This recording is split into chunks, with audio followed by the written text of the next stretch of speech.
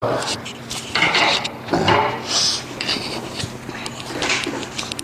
속의 임재록은 지난번에 13-38회 마지막에 이제 임재선사가 수행자 여러분 오무관업을 지어야만이 비로소 해탈할 수 있다 하는 법문을 했거든요. 여기에 이제 지난 시간에까지 공부했는데 13-39구단은 오무관업을 짓는 선성의 수행을 임재선사의 독자적인 안목으로 설하고 있는 부분이 이제 설법이 시작됩니다. 임재 살인도 할인금의 분배라든가 살불 살조라든가 아니면 여러 가지 일체의 모든 대상 경계를 전부 다 죽인다 이런 표현으로서 많이 썼는데 그것은 의식의 대상 경계를 모두 다 텅 비운다. 의존의 대상을 없앤다. 그래서 임재의 무의 도인, 무의 진인이 의존의 대상이 있으면은 바로 대상 경계에 얽매여서 진여일심의 지혜를 상실하기 때문에 독자적인 안목을 가지고 의식의 대상 경계의 언어나 문자나 일체 부처나 조사나 부모나 모든 명칭을 모두 다 텅 비우도록 하는 말을 죽인다 이런 말로 표현해요. 그래서 이제 앞에서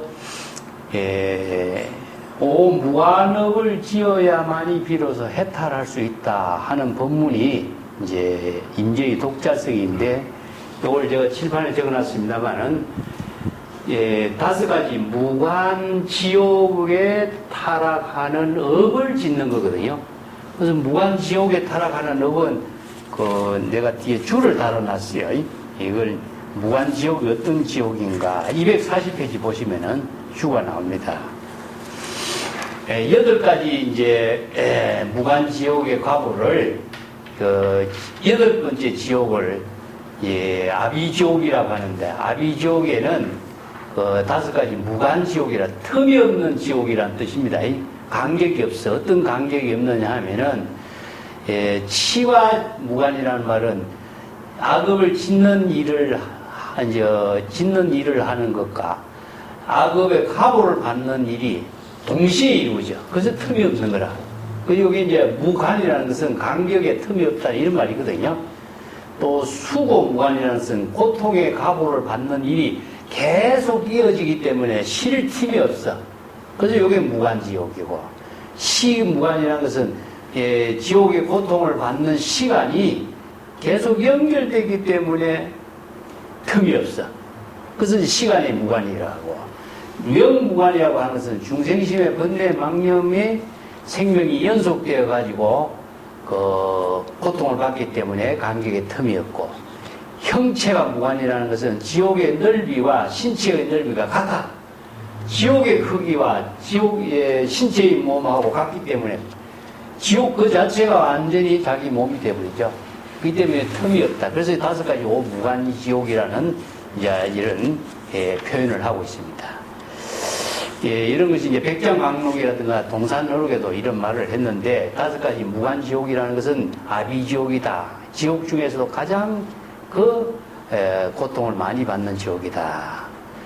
그래서 임재의 설법에서 앞에서도 문수가 금을 들고 부담, 고타마를 죽인다든가 또 부처를 만나면 부처를 죽이고 조사를 만나면 조사를 죽인다든가 아니면은 부처를 훼손하고 조사를 해산해야만이 비로소 천하에 자유자재한다든가 삼장교의 모든 가르침을 모두 배척해야만이 독탈무의 일체의 대상경계에 의존함이 없이 홀로 독보행을 할 수 있다든가 이런 법문들이 임재의 독자적인 법문이 있죠. 그래서 임재가 이런 오무관제를 짓는 것은 궁극적으로 어떻게 오무관업을 이루느냐면 오역제를 지으면 오무관업이 돼요. 오역제. 그래서 임재의 법문은 오역제를 가지고 설하는데 오역제는 뒤에서 이제 경전에서 설하는 오역제는 부모를 죽이는 겁니다.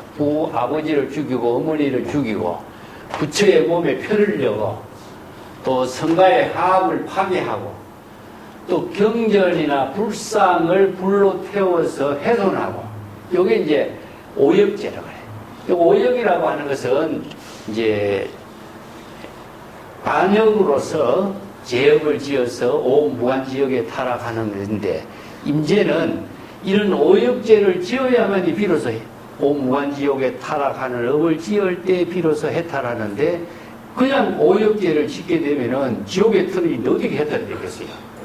그래서 임제는 관심석을 합니다. 자, 여기서 관심석이라는 말을 내가 자주 쓰는데 중국 선성들이나 중국의 불교 학자들이 경전의 법문을 잘못 오해할 수가 있죠. 그죠? 그래서 이제 이것을 실천적인 입장에서 새롭게 해석하는 것을 관심석이라고 그래요. 그래서 관심은 마음으로 깨달음을 이루게 하는 해석이라는 뜻입니다. 이게 관심이라는 그런 의미예요. 마음으로 정법의 안목으로서 깨달음을 이루게 하는 방편법문으로서 해석하는 것 말이에요. 그래서 선성들이 관심석이 제일 많아요. 이 경전의 말을 그대로 이렇게 따르는 것을 보니까 교의가 되게, 교의가. 앞에서도 우리가 언급했죠, 그죠? 삼성 12분교가 십지보살까지는 전부 다 교의를 따르는 거, 경전에. 개정해 사막의 가르침을 정확하게 따르고 실천해야 된다. 그렇지, 그죠? 그래서 삼성 12분교의 가르침을 경전의 말씀에 따라서 그대로 육가라밀의 사성제 8정도의 법문을 따라서 실천하는 것이 뭡니까? 바로 이게 일반 대성불교의 수행의 정신이었는데 선성들은 이것을 오역죄를 짓다든가 이렇게 바꿔버려요. 근데 이 변화가 어디에서 생긴다냐 하면 유마경에서부터 생겨요. 그 유마경 불도품에 이런 말이 나와요. 보살은 어떻게 해야 불도에 통달합니까? 이렇게 질문하거든요. 그렇게 유마경이 뭐라고 해요? 보살이 불도에 통달을 하고자 한다면은 비도행을 행해야만이 불도에 통달한다. 비도행. 이 말씀입니다. 이거 비도행이란 말이 이거 불도 유망의 불도품에서 굉장히 어려운 말이에요. 그래서 비도행이 도대체 무엇이냐? 이거는 비상도행이다. 비상도행. 상도는 뭐죠? 중생의 모든 세간의 삶을 사는 윤리 도덕의 가치를 따르는 것이 상도가 돼요. 그렇기 때문에 우리가 계율은 뭡니까? 개정해 사막을 따르는 것은 일반 불교인들이 상도에 따르는 거죠. 개법에 따르고 개정해 사막에 따르는데 선성들은 어떻게 했냐? 유마경에서는 불도에 통달을 하려면은 어느 문자에 따르고 교법에 따르는 그런 것으로서는 그 어느 문자의 대상 경계에서 벗어날 수가 없기 때문에 비도행을 하라. 비상도행을 하라. 이런 뜻입니다. 그 비상도행을 하려면 어떻게 되겠죠? 요걸 이제 중국 선생들은 반상합도라 이렇게. 상식에 이완해야만이 도의 깨달음을 이룬다 이 뜻이죠. 상식은 뭐죠? 보통 중생의 일반적인 윤리 도덕의 가치 기준에 따른 중생 세간의 언어죠. 세간의 윤리 도덕의 가치에 따르는 삶으로서는 세간의 차별 대상의 윤리 도덕의 가치에 언어나 문자나 사람의 말에 속박되기 때문에 영원히 해탈할 수가 없어. 그렇기 때문에 상도로서는 해탈할 수가 없기 때문에 비도행을 하라. 비상도행을 해라. 그 비상도행이 뭐죠? 자, 불교에서 이것을 뭐라 그러죠? 자, 불교의 수행을 뭐라 했죠? 기명이라고 하죠. 중생심의 모든 사고방식을 본래로 되돌아가게 하는 겁니다. 그래서 진여 본심으로 되돌아가는 것을 비도행이라고 해요. 그렇기 때문에 비상도행이라. 그래서 세간의 윤리 도덕의 가치라든가 경전의 어느 문자에 따르는 가르침에서 벗어나서 독자적인 대상 경계의 모든 언어, 문자나 명칭을 다 초월할 수 있는 것은 진여 본심으로 되돌아갈 때에 불도에 통달한다 이 말이거든요. 그렇다면은 이제 여기에서 불도에 통달할 수 있도록 하는 힘은 무엇이냐 하면은 일반인들이 그게 어렵죠. 그래서 이제 불지견이 부족돼야 되고, 임재는 진정견해가 부족돼야 되고, 선에서는 정법의 안목이 부족돼야 돼요. 그래서 정법의 안목이 부족되지 않고서는 상도를 벗어날 수가 없고, 대상 경계의 언어나 문자나 명칭의 속박에서 벗어날 수가 없죠. 그게 발신 수행, 방편 수행을 할 수가 없죠. 그래서 안목이 없는 사람은 상도에서 벗어날 수가 없어요. 비도행을 할 수가 없다는 거죠. 그래서 이제 임재가 여기서 비도행을 하는 법문을 설한 대표적인 선성으로 주목을 받는 것인데, 유마경의 이제 불도품에 보살이 비도를 행하는 것이 불도에 통달하는 것입니다, 이렇게 쓰라고. 어떻게 그런 보살이 비도행을 합니까? 하니까 보살이 오무간업을 행하더라도 마음의 번뇌 망념이라든가 썩냄이라든가 고통에 망념이 일어나지 않고, 지옥에 이르러서도 모든 죄업이 있지 않고, 축생의 세계가도 무명과 교망 안에 허물이 없고, 악의에 이르러서도 공덕을 모두 부족하고, 이런 법문이 쭉 나와요. 자, 사실은 유마경에서 이런 법문을 근거로 해서 이 법문을 중국 선성들이, 백장선사라든가 다른 선성들이 이 법문을 오무관업을 설했어요. 그런데 임재선사의 법문에서 오무관업을 행하는 비도행으로 불도를 통달하게 하는 선성의 법문을 가장 잘 정리한 법문이 임재선사의 법문이에요. 그래서 임재선사가 오무관업을 이루는 오역죄를 짓는 이 법문을 설한 것이 오무관업을 행하는 법문이 다음 단에 나오는데, 그래서 오조법연선사, 임재종의 송대의 중흥조, 임재종을 중흥한 오조법연선사가 임재의 법문을 오역문내라고 이렇게 평가합니다. 자, 오역죄를 짓는 임재선사 오무관제업을 설하는 법문, 요게 문내라. 임재선사가 오역죄를 짓고 오무관업을 행하는 임재선사의 법문을 듣고 깨달아 체득하는 것이 바로 천둥소리, 우레 소리를 듣고 내가 찢어진다. 내가 찢어지면 뭐죠? 내는 중생심으로 사량 분별하는 모든 것을 다 소멸시켜버린다. 그래서 임재의 이 법문은 중생의 모든 사량 분별을 소멸시키는 법문이다, 이런 뜻입니다. 그래서 이제 열반경에 도독고가 있잖아요. 도독고. 독을 바른 북이 있는데 그 북을 치면은 그 시방 세계에 그 북소리가 울리게 되면은 그 북소리를 들은 사람은 모두 다 뭡니까? 죽는다 그랬죠. 뭐가 죽느냐? 사람의 목숨이 죽는 거예요. 중생심의 망념이 죽어버려요. 그 중생심의 망념이 그 문성오도래요. 문성오도. 임재선사의 이 법문을 듣고 문성오도 하면은 은하대오를 하게 되면은 중생심의 번뇌 망념을 모두 소멸하게 되고 바로 불도를 통달하는 지혜를 이루게 된다. 이 법문이에요.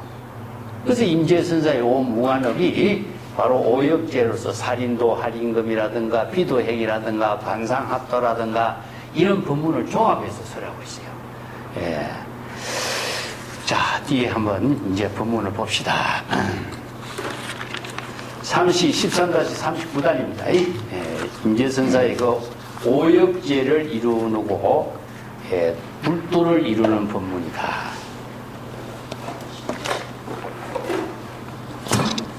문 여하시 오무관업이요. 자, 이 질문을 이제 수행생이 하니까 오무관업을 지어야 비로소 해탈할 수 있다. 이런 법문을 앞에 했으니까 이제 수행성 가운데 어떤 사람이 오무관업을 어떻게 실천하는 겁니까? 그 임재선사가 오무관업에 대한 법문을 합니다.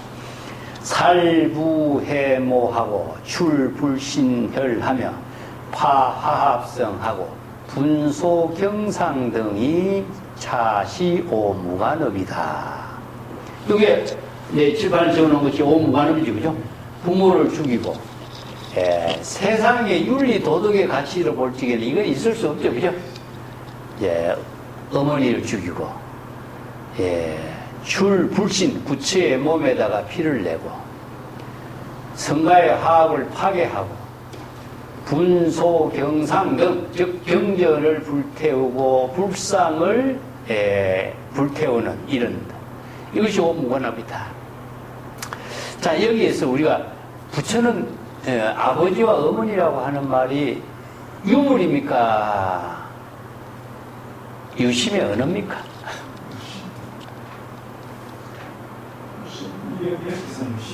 그렇지. 이게 언어죠, 언어. 왜냐하면은 우리가 부모 미생 이전에 본래 면목이란 말 쓰잖아요, 그죠?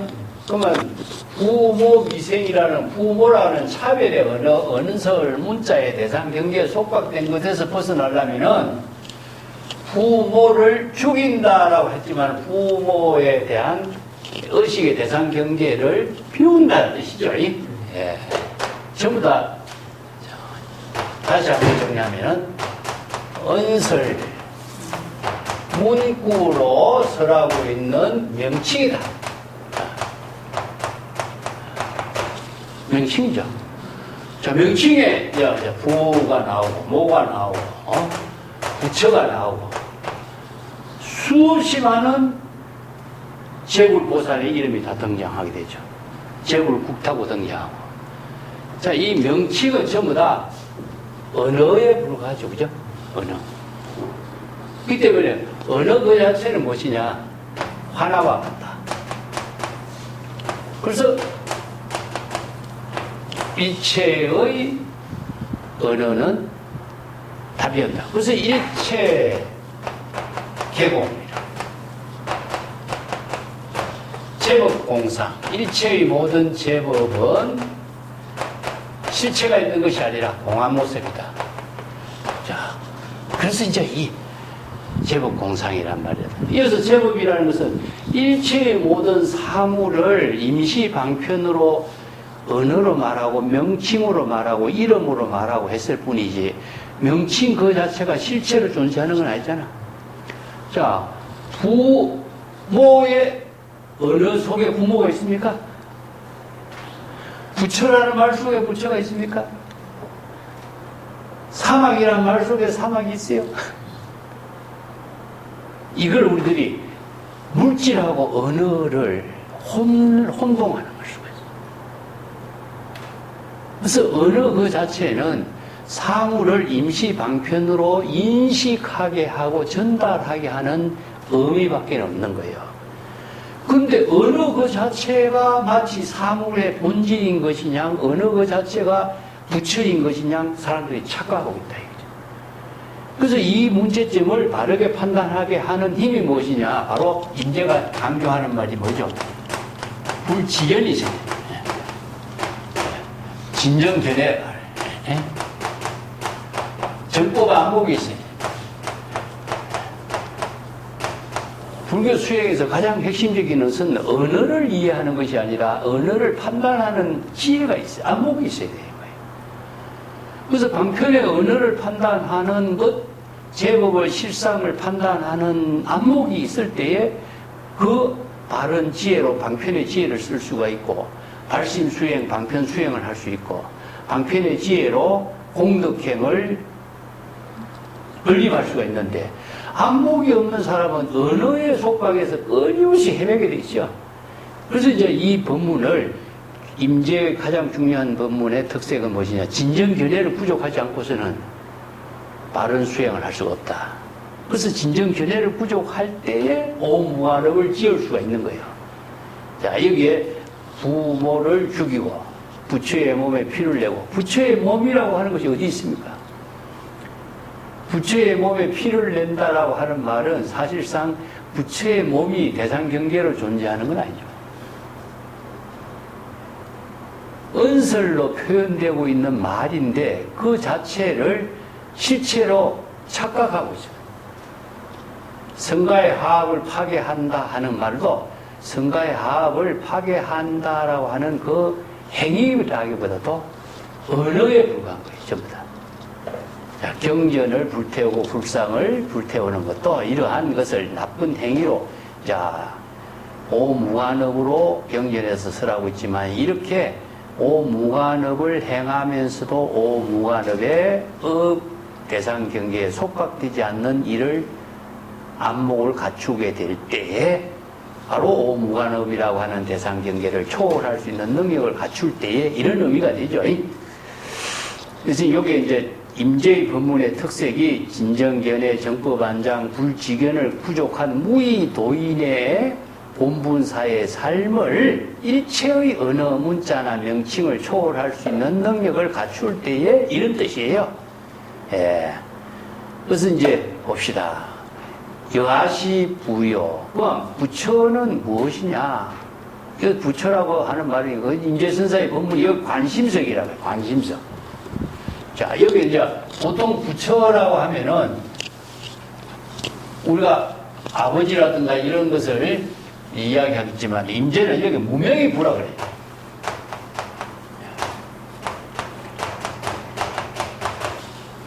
이게 관심석이에요.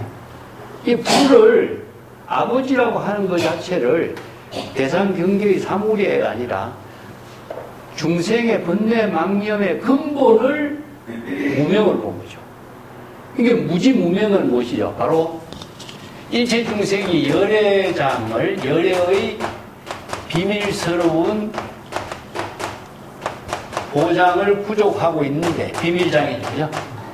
부족하고 있다는 사실을, 불성을 알지 못한 무지와 무명이죠. 그죠?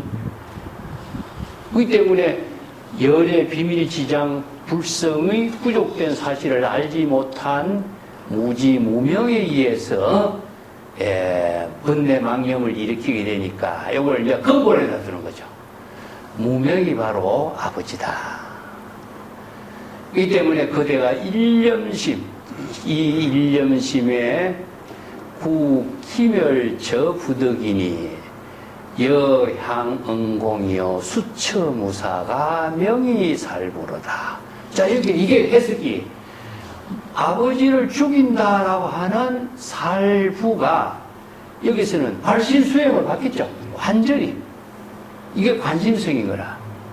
이제 어느 문자라든가 오무관제업이라고 이렇게 큰 타이틀을 제시했지만은 오무관업을 구체적으로 정법의 안목으로서 발심수행, 방편수행으로서 진여의심의 지혜를 깨달아 체득하게 하는 방편법문으로 새롭게 제시하고 있는 겁니다. 예. 자, 여기에 그대 일념심이라는 건 찰나의 번뇌 망념이 일어나. 찰나의 번뇌 망념이 일어나는 것은 일념심이 일어난다. 이런 말을 쓰죠. 그죠? 예. 구기멸처 부득이요. 그런데 그 찰나에 번뇌 망념이 일어나고 부처를 구하려고 하고 깨달음을 구하려고 하는 망심이 일어났지만은 그 기멸이라는 것은 기는 일어나는 것이고 멸은 소멸하는 것이죠. 그죠? 예. 찰나의 일념에 번뇌 망념이 일어나고 소멸하는 것을 대상 경계로 찾아보려고 했지만은 찾아볼 수가 없다. 자, 망념이 어디에서 일어나고 어디에서 소멸됐는지. 자, 여기서 부모를 분별하는 번뇌 망념이 언제 어떻게 일어나는지. 망심이 실체가 존재하지 않기 때문에 화나와 같고 실체로 존재하지 않기 때문에 그것을 대상 경계를 찾아볼 수 없는 것이 부득입니다. 부득. 불가득이나 부득이나 같아요. 일념심의 번뇌 망념이 일어나고 소멸된 그 대상 경계가 어디에서 어떻게 일어났는지 찾아볼 수가 없는 것이요. 마치 흑공 중에 메아리가 울려 퍼지는 것과 같다. 우리가 소리를 지르면 흑공 중에 메아리가 한번 스쳐 지나가는 것 같다. 영향상 용이야. 그러니까 메아리가 한번 풀려서 이렇게 서서 지나가는 것처럼 자체는 한 적이 없는 거죠. 이걸 뭐냐, 화나와 같다 그래. 화나와 같다든가 허공의 꽃이라든가 아니면은 메아리와 같다든가 이렇게 실체가 없는 걸 이렇게 표현해. 그건 어디에 잠시 망념이 일어났다 소멸하는 것이지만 그것이 근거가 있고 뿌리가 있고 실체가 있다면 그것이 대상 경계를 찾아볼 수가 있어야 되는데, 우리들의 번뇌 망념이라든가 이 모든 의식의 대상 경계가 찰나에 일어나더라도 그것은 화나와 같고 실체가 없이 메아리가 한번 울려 퍼지는 것과 마찬가지다. 실체가 없다. 그렇기 때문에 수처의 대상 경계가 없기 때문에 시절 인연에 따라서 언제 어디서라도 무심하고 무사하게 자기 본분사의 일을 실행할 수 있는 사람이 바로 아버지를 죽이는 것이다. 자, 궁극적으로 무명을 타파하는 것이 바로 무명을 타파하고 지금 여기 자기 본분사의 일을 하는 것이 바로 무사죠. 이게 무명의 아버지라고 제시했고 무명을 타파해서 무사한 경지에서 자기 본분사의 진여 본성을 회복하는 것이 바로 아버지를 죽이는 길로. 이게 관심석이 바뀌죠. 완전히. 근데 중생은 뭔가 아버지를 쫓고 어머니를 대상 경계로 두고 있기 때문에 영원히 아버지나 어머니라고 하는 어느 문자의 속박에서 벗어날 수가 없어요. 그렇지만은 관심석으로서 선성의 법문으로서는 모든 대상 경계를 등 비우고 진여 본심을 회복하는 법문으로 설법을 하고 있습니다. 자, 두 번째는 여하시 모여. 그러면 어떤 것을 뭐라고 어머니라고 합니까? 선사가 말하기를 탐의 위모의 이 일념심의 이 욕계 중에서 국이 탐해하지만 유견 제법 공상이요 처처 무착하니 명이 해무다. 이것도 똑같이 관심석으로 했어요.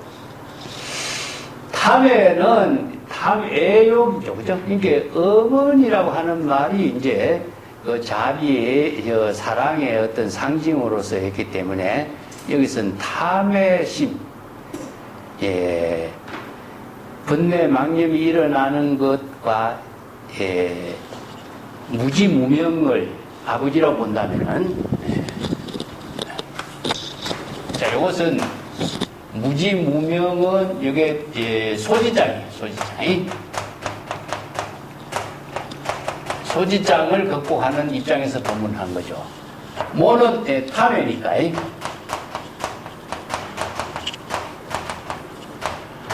탐해는 뭐니까? 모는 번뇌장.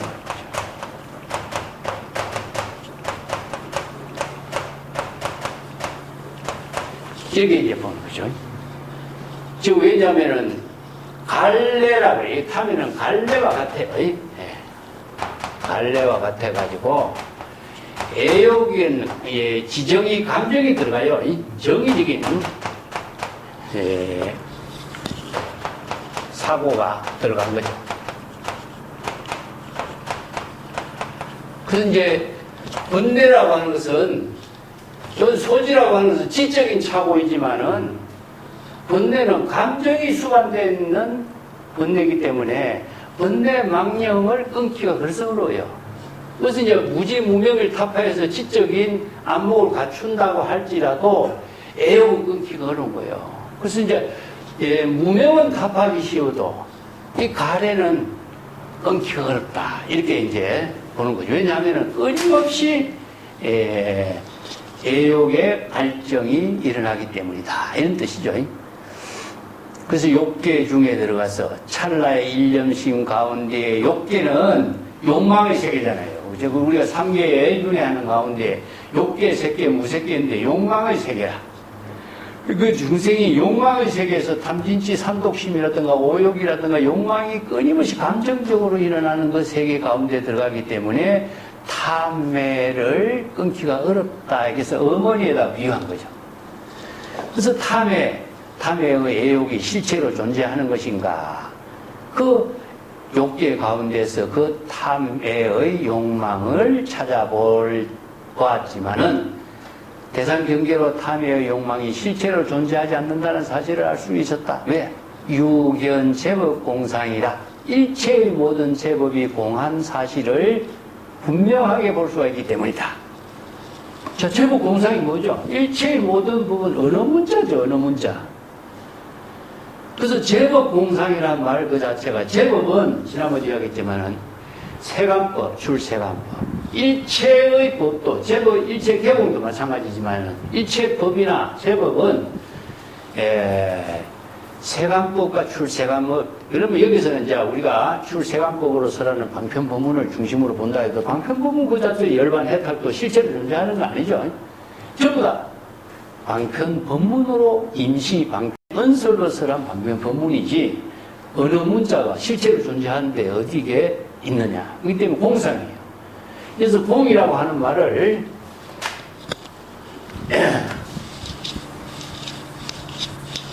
언어가 실체가 없다는 뜻입니다.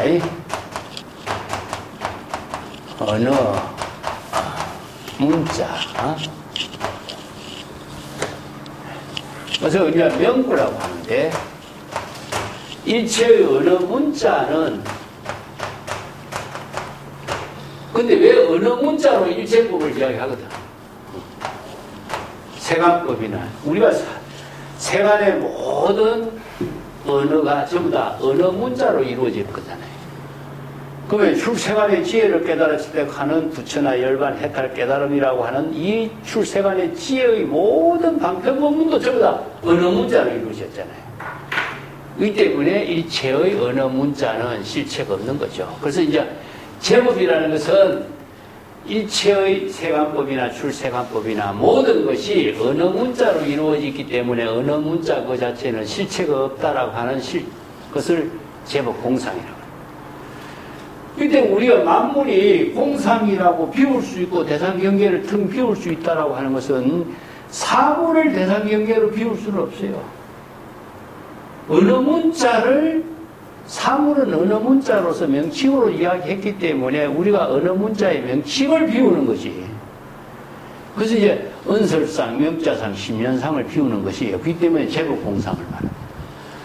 예, 일체의 모든 탐외라든가 이런 것이 실체로 존재하는 것이 아니라 다 언어 문자로서란 것이라는 사실을 말한다. 그렇기 때문에 제법 공상에다 탐외라고 하는 말도 실제로 존재하지 않는다는 사실을 알 수가 있다. 이게 안목이 있어야 보이는 거예요. 안목이 없으면 이것을 볼 수가 없어요. 그래서 진정견에 정법에 안목이 있을 때에 발심 수행하고 참선 수행을 할 수 있어요. 그래서 처처무착이요 시절 인연에 따라서 지금 여기 언제 어디서라도 일체의 모든 대상 경계에 집착하지 않을 수가 있게 된다. 처처는 시시처처 왔습니다.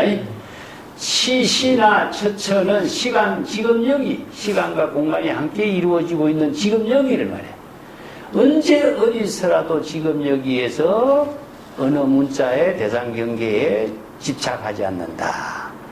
그것을 이름하여 명이 해모다. 일체의 어느 문자를 초월할 수 있는 경지를 부족한 것이 바로 어머니를 죽이는 것이다. 자, 부모를 죽인다는 것은 궁극이냐? 부모는 앞에는 궁극적으로 뭐죠? 바로 심려 허공이여 자성 청정심 진여 본성을 회복하는 것이고 여기서 뭐는 뭐죠? 제법 공상의 처처에 무착 집착하지 않고 지금 여기 자기 본분사 일을 할 수 있기 때문에 시절 이전에 공급형을 이룰 수가 있는 경지죠. 자, 여기 부모를 다르게 한다면은 공불공으로 볼 수 있고 진여 본심의 지혜 작용을 이렇게 표현한 거예요. 그래서 우리가 신이 돈 공덕 뭐 이런 말 쓰죠. 신이 환경에서 이런 말도 그죠. 이런 법문들하고도 맥을 같이 해서 쓸 수 있는 거죠. 뭐라고 하는 것은요, 모든 지혜의 근원, 지혜가 작용하는 근원 원천을 말해요. 그래서 뭐는 생산의 의미를 두고 있어요. 예. 자, 그 다음에 이 일념심의 이 욕계 중에 들어가서 구기 탐해하고 제법공상을 보고 처처에 무착하는 것을 임해모라고 한다. 자, 어머니를 여기서는 처처에 무착, 무착하니까 지금 여기 자기 본분사의 지혜로운 삶을 이루는 경지를 말하고. 세 번째 봅시다. 운하시 출 불신현이고. 자, 부처의 몸에 피를 낸다라는 것은 어떤 뜻입니까? 어떤 것을 말한 것입니까? 선사가 말하기를 이향 청정 법계 중에서 무일념심 생해요. 변 처처 허감이 시추 불신현이다. 자, 그대가 청정 법계에 들어가서 이 청정 법계가 어디죠? 청정 법계가 어딜까? 자, 향 청정 법계 중에 향이라는 것은 청정 법계 향에서 이런 뜻인데 청정 법계는 어딜까? 자성 청정심으로 진여 법계죠. 이게 자성 청정심을 이룬 진여 법계 가운데에서 이런 뜻이겠죠, 그죠? 예. 자, 이건 본래 진여 자성 청정심의 경지를 이렇게 표현해요. 예. 그래서 이제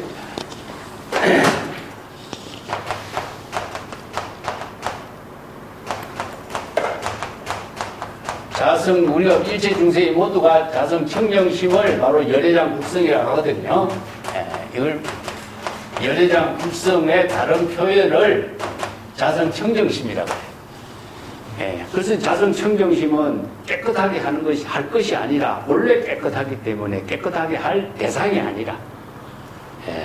그래서 자성 청정심의 지혜 작용이 바로 법계. 그래서 법계 일상이라, 법계는 일상이라는 것은 불이라는 뜻입니다. 그래서 만법이 일어나 일체의 만법이 하나로 이루어진 것을 바로 법계 일상이라든가 불이라든가 만법이 일이라든가 진여 청정심이 불이의 묘용으로 이루어지거든. 그래서 이제 불이 법문이라고. 자, 이런 법문들이 전부 다 자성 청정심의 지혜 작용을 가지고 논리 체계로서 방편 법문을 설했기 때문에 과거, 현재, 미래 3세 일체의 재불이 똑같은 방편 법문으로 똑같은 지혜로 똑같은 경지를 제시할 수가 있는 거죠. 예.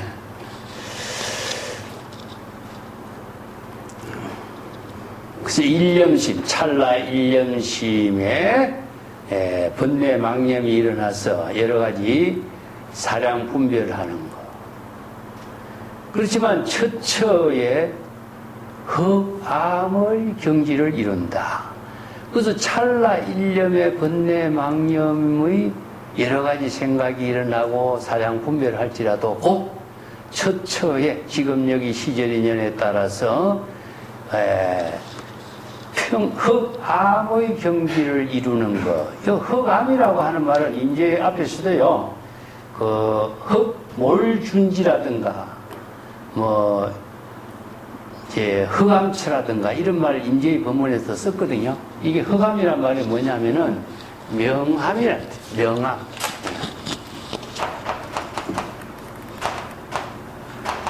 예. 그래서 암이라고 하는 거하고 명이라고 하는 것으로서 두 가지 언어를 사용합니다. 이건 뭐죠? 이건 평등이에요. 평등.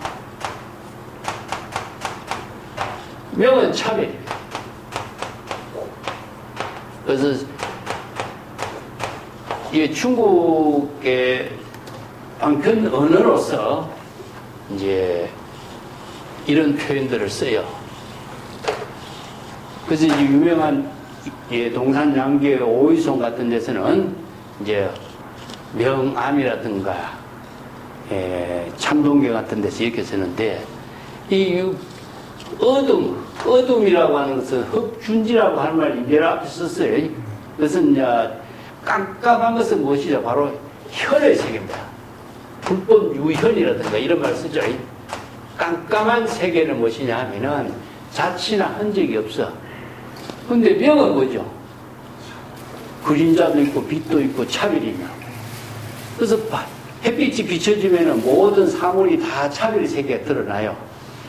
그래서 오늘 명을 지혜라고도 표현을 하고 있지만은 차별의 세계, 명암으로 할 적에는 차별의 세계고, 암은 평등의 세계. 법은 뭡니까? 평등이죠. 그래서 금강경에 어떻게 해요? 이 법은 평등하여 무유고하 이런 말을 쓰죠. 그래서 진여 일심법이 평등하다라고 하는 것은 차별의 중생의 번뇌 망념으로 차별 분별심을 초월한 자성 청정심으로 작용하는 경지이기 때문에. 그래서 부처의 몸에 피를 낸다라고 하는 것은 궁극적으로 뭐냐? 부처의 지혜를 이루는 거죠. 본래 평등한 진여일심의 지혜를 부족하는 것이 바로 부처의 몸에 피를 낸다. 이런 말이거든요. 그래서 자성 청정심의 지혜를 부족하는 것은 중생의 차별 세계를 초월해서 본래 평등한 진여의심의 지혜를 부족하는 것이 바로 부처의 몸에 피를 내는 것이다.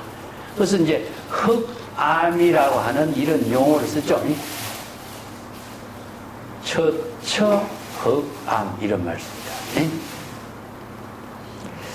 그래서 이제 처처라고 하는 것은 뭐죠? 항상 지금여기 시절 인연과 함께 이루어지고 있는 사실이죠. 그죠? 이 평등한 세계가 그냥 쭉 유지되는 것이 아니라 우리가 부처의 지혜를 이루고 부처의 깨달음의 경지를 이룬다라고 하는 것이 부처 한번 이루면 그대로 쭉 유지되는 것이 이제 아니거든요.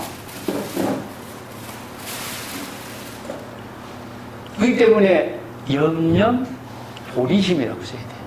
네?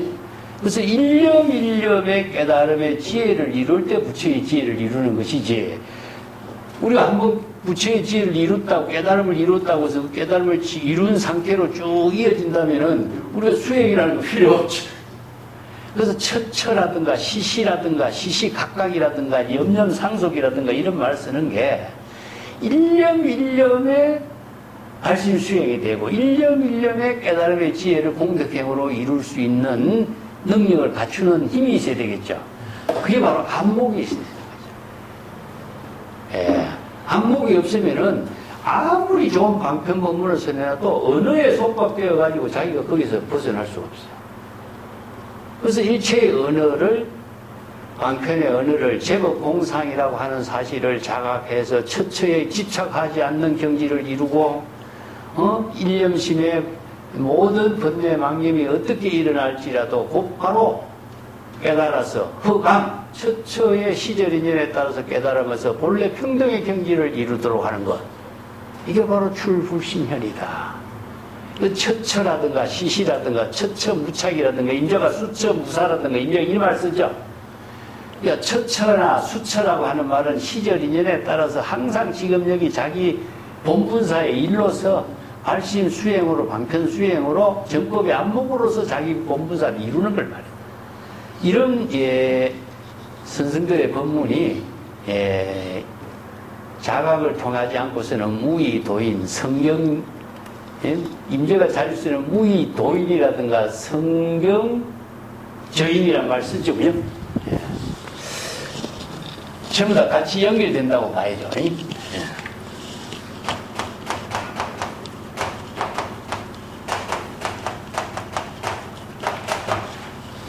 임재가 앞에서 많이 쓰는 게 성경저인이야, 성경저. 경계를,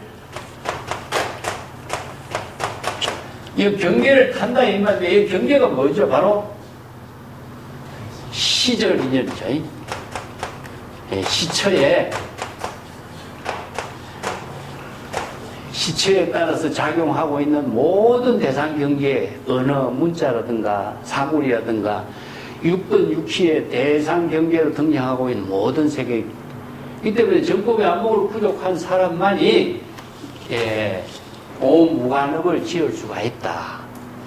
자, 이런 것이 임재의 그 독창성이라고 나는 볼 수 있는데, 이렇게 강한 메시지를 전달할 수 있는 안목을 부족한 선성의 본분사의 그 메시지를 강하게 제시해 준 사람이 임재라는 거죠. 독립주행할 수 있는 능력을 스스로 갖추는 것이지, 대승불교의 보살들은 경전의 가르침에 따라서 그대로 이렇게 계율을 잘 지키고 육가라밀의 그 행법을 잘 실천하는 것이라고 하는 것이 불교 수행의 본질이라고 생각하지만은 그것은요, 언설에 속박된 거예요. 근데 방편의 지혜를 만들어낼 수 있고 방편의 지혜로 독자적인 삶을 독립주행하려면은 수연행, 시절 인연에 따라서 자신의 방편의 지혜로 자기의 공덕행을 어떻게 실행할 것인가를 스스로 판단해야 되잖아요. 그래서 안목을 갖추지 못한 사람은 그 당시에 일어나는 문제점을 방편의 지혜로 잘 해결할 수 없고 공덕행으로 해양할 수 없는 거죠. 그런 점이 임재의 독탈성이다. 독탈 형탈이다. 이제 앞에 본문에 나오잖아요. 학위는 부처를 대상 경계로 취하지도 말고 보살라한도 취하지 말고, 삼계에서 수성한 경지가 있다고 그것을 대상 경계로 취하지 말고 일체 세간이나 출세간을 모두 다 초월할 수 있고 홀로 독자적인 경지에서 일체의 모든 대상 경계에 걸림없는 경계에 살 수 있는 사람이 무의도인이다. 임재가 그렇게 앞에 설해놨잖아요. 자, 대상 경계의 어느 문자, 이것을 다 초월할 수 있는 능력은 안목이 있어야 되는 거죠. 그죠? 예. 뭐, 인옥을, 막수 인옥이라 이런 말 쓰죠. 사람들의 말이라든가 대상 경계에, 받아들이지 말고, 대상 경계를 보이는 것은 모두 다 죽여라. 부처를 만나면 부처를 죽이고, 조사를 만나면 조사를 죽이고, 난을 만나면 난을 죽이고, 부모를 만나면 부모를 죽이고, 권속을 만나면 권속을 죽이고, 그래야만이 비로소 해탈할 수 있다. 일체의 모든 대상 경계의 사물에 구애되지 않을 때에 투탈자제할 수가 있다. 이런 말 썼죠. 인재의 법문이 이렇게 아주 강렬하게 제시할 수 있는 것은 안목이 있기 때문에, 안목이 없는 사람은 이렇게 자신있게 설법을 할 수가 없어요. 그래서 진정견해라든가 정법의 안목을 부족한 능력을 가지고 독자적인 지혜로 본문사를 사는 사람이다. 그런 표현입니다. 자, 농라시 파화합성인고. 자, 성간의 화합을 파괴하는 것은 어떤 뜻입니까? 이 질문에 선사가 대답하기를 이 일념심의 정달 번뇌 결사하고 여공 무소이가 시파하합성이라. 그대가 일념심, 찰나의 일념심의 번뇌 망심이 일어났을 때에 바르게 번뇌 망념과 결사가 바로 결사도요 대상 경계에 연결되어진 번뇌 망념을 결사라고 그래요. 이게 번뇌 망념은, 번뇌는 무엇이냐? 감정으로 일어난 거죠, 그죠? 결사는 뭐죠? 육근 육식의 대상 경계와 연결되어 있어. 그러니까 어떤 사물을 보고 사물에 대해서 집착을 하고 좋다 나빠 분별심이 일어나는 게 이게 결사예요. 번뇌는 지정이 감정적으로 일어나는 번뇌 망념이죠, 그죠? 그래서 결사는 대상 경계와 분별해서 망념이 일어나가 집착하고 있는 걸 말이에요. 근데 이것도 결사도 번뇌 망념인데 그렇게 번뇌 망념이 일어나서 대상 경계에 속박되어 있다는 사실을 바르게 깨달아 통달하게 될 때에 이런 뜻입니다. 이 달자라고 하는 것은요, 정달은 정법의 안목으로서 번뇌 망념이 일어나서 대상 경계에 속박되어 있다는 중생의 망심을 그대가 바르게 깨달아 통달할 수 있다. 이게 안목이 있어야 되겠죠. 안목이 없으면은 자신이 번뇌 망념이 일어났는지 대상 경계를 분별하는지 알 수가 없습니다. 자, 그런 경지가 되었을 때, 자, 여공무소이라 일체의 번뇌 망념이 흑공과 같이 실체가 없고, 번뇌 망념이 언어잖아요. 자, 이게 마음 작용이 다 언어다. 내가 여러 번 이야기했지만은 우리들의 번뇌 망념 그 자체가 사실은 언어입니다, 언어. 자, 인간은 언어를 만들어낸 문화인이에요. 언어를 만들어낸. 언어 그 자체는 무엇이냐? 사고다.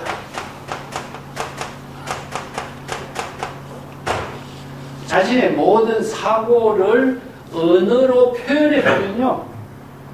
그렇기 때문에 자신의 생각을 언어라고 하는 방편 도구로서 표현한 거예요. 그래서 언어의 종류가 이제 수없이 많잖아요. 모든 숫자도 언어고, 기호도 언어고, 우리가 지금 뭐 화살표를 해놨으면 화살표도 기호죠. 그 화살표 보면 우리가 내용을 알 수 있다는 거죠. 뭐 모든 음악의 악보도 언어고, 전부 다 언어를 개발한 거죠. 자, 언어가 궁극적으로 뭐죠? 자신의 사고를 언어로 표현했기 때문에 인간과 언어와 사고는 무엇이냐? 동격이 되는 겁니다. 이게 번뇌 망념이 일어나 누구를 뭐 미워한다든가 좋아한다든가 싫어한다든가 이런 이런 언어를 한마디 쓰면은 그 사람이 나를 싫어하는구나 좋아하는구나 알잖아요. 이 사람이 어떤 생각으로 이런 말을 했다는 걸 알 수가 있잖아요. 그렇기 때문에 언어 그 자체가 우리의 사고를 대변해 주고 있어요. 그러니까 우리 생각을 그대로 대변하는 것이 언어이기 때문에 언어 그 자체는 생각도 실체가 없지만 언어도 실체가 없죠. 그렇기 때문에 실체가 없는 거예요. 전부 다 하나와 같다. 그렇기 때문에 이것을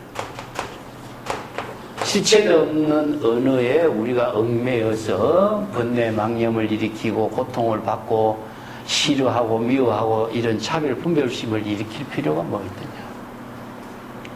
바람이 스쳐 지나가는 것처럼 꽃의 향기가 스쳐 지나가는 것처럼 시절 인연에 메아리가 한번 지나가는 것처럼 전부 다 의미가 없는 것이니까 실체가 없는 것이니까 의식에 두지 말고 마음을 텅 비우고 지금 여기 자기 일에 지혜로운 삶을 창조하도록 하라. 이게 불교의 가장 지혜로운 법문이죠. 왜냐? 이것이 바로 인간이 갈등으로서 스스로 고통을 만들어내는 거거든요. 그래서 여기에도 마찬가지 일념심에 번뇌망념이 일어나게 되면은 바로 번뇌망념이라는 사실을 바르게 깨달아 통달하고 어떻게 흑공과 같이 실체가 없고 언어는 실체가 대상 경계로 의존하는 대상 경계가 없다라고 하는 사실을 잘 알고 이런 뜻입니다. 여공 무소이라 흑공이 의존할 대상이 없다는 거죠. 흑공이 의존할 대상이 없는 것처럼 어느 문자도 실체가 있는 것이고 의존한 대상이 있는 것이 아니기 때문에 그 근거도 없는 어느 문자에 의식을 두고 망념을 일으키고 할 필요가 없다. 자, 이게 내용적으로 본다면 전부 다 불법의 근본 사상을 토대로 둔 임재의 설법이죠. 이걸 이제 오무관업이라든가 이런 여러 가지 그 오역제라지만은 구체적으로는 정법 수행의 근본 설법을 한 거죠. 자, 무슨 여하시 분소 경상입니까? 그러면은 경전과 국상을 불태우는 그 제업이라는 어떤 뜻입니까? 임재선사가 말하기를 견 인연 공이요 심공이요 법공이요 일념 결정단이니 형년무사로 변시 분소 경상이라. 여기서 자, 인연이 공한 사실을 잘 관찰해보고, 견이라고 하는 건 그런 의미죠. 정법의 안목으로 잘 관찰해. 견이라고 하는 것은 제법 공을 여실견, 불성을 견, 이런 것을 깨달아 판단하는 힘을 갖는 겁니다. 자, 인연공이라는 거죠. 일체의 모든 법은 인과 연에 의해서 이루어졌지만은 그 실체로 존재하는 것은 아니죠. 왜? 언어로 이루어졌기 때문에. 언어로서 연결되어서 이루어진 인연이잖아요. 그렇기 때문에 그것을 실체로 존재하는 것은 아무것도 없어. 그래서 인연의 공이다. 자, 여기서 인연을 불교에서 인연법이라고 하는데 내가 생각하고 있는 것과 내가 대상 경계로 인식하는 것과 이게 인연이에요.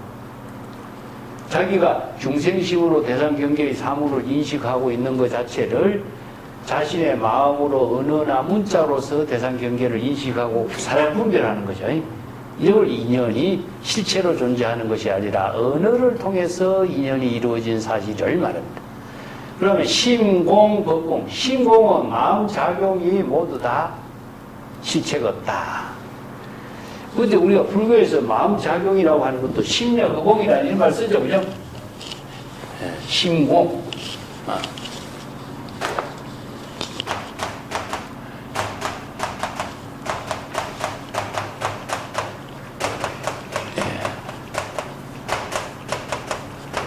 자, 여기서 마음작용이 그 공이다 이 말은 무슨 말까죠?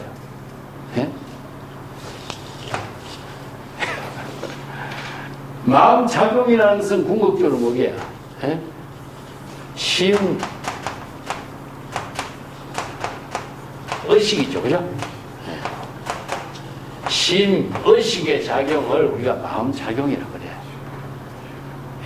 자기 마음대로 대상 경계를 사물을 인식하고 생각하는 것이요. 의식은 무엇이냐? 법을 대상 경계로서 안입이 설실이 색성량 위촉법이잖아. 이 때문에 대상 경계를 분별해서 인식하는 것을 식이라고 그래요.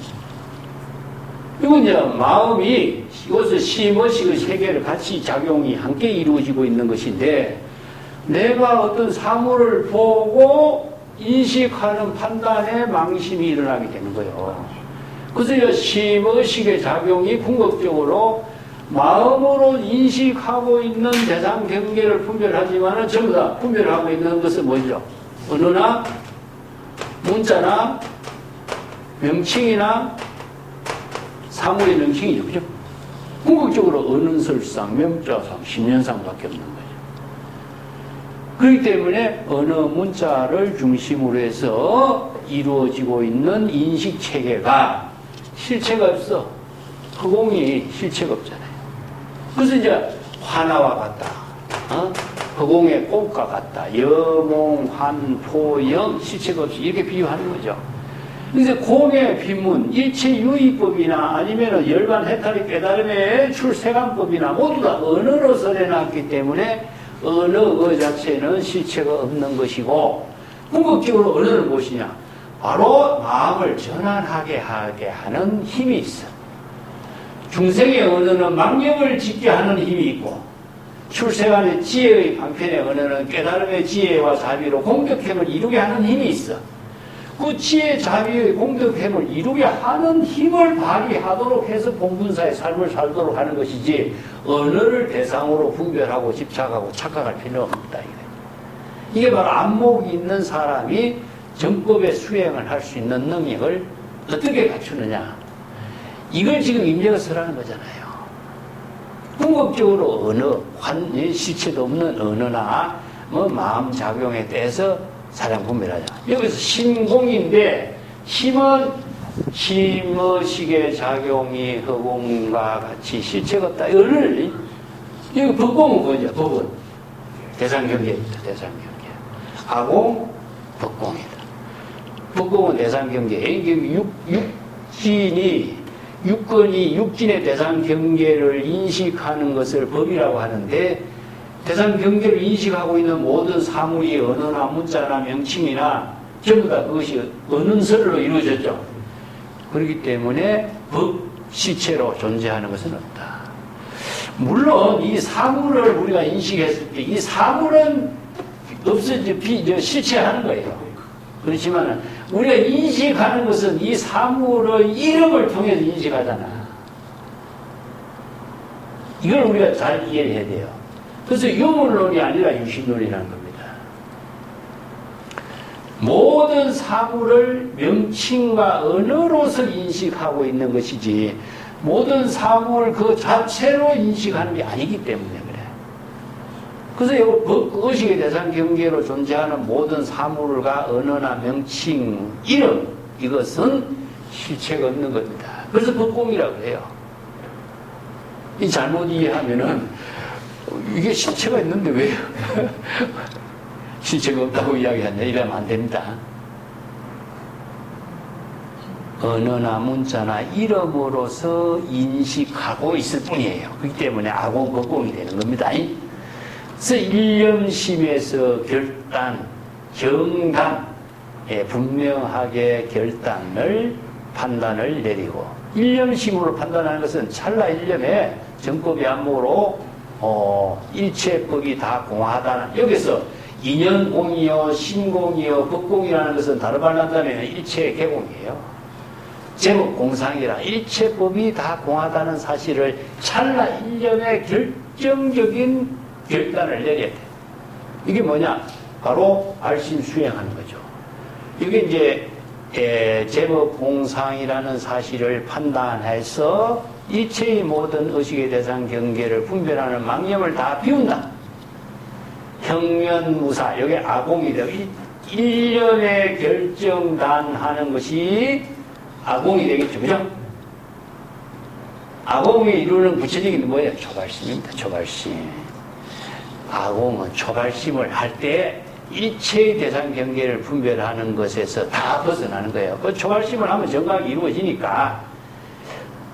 그래서 초발심 정각 이루는 발심 수행을 하게 될 때에 형용사 일체의 모든 대상 경계에 대해서 사량 분별하는 번뇌 망념의 일은 다 없어지게 된다. 형련은 초월이고 일체를 초월해버리는 게 형련이에요.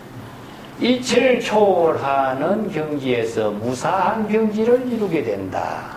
그래서 무사는 의식의 대상 경계에 번뇌 망념의 일이 없는 거예요.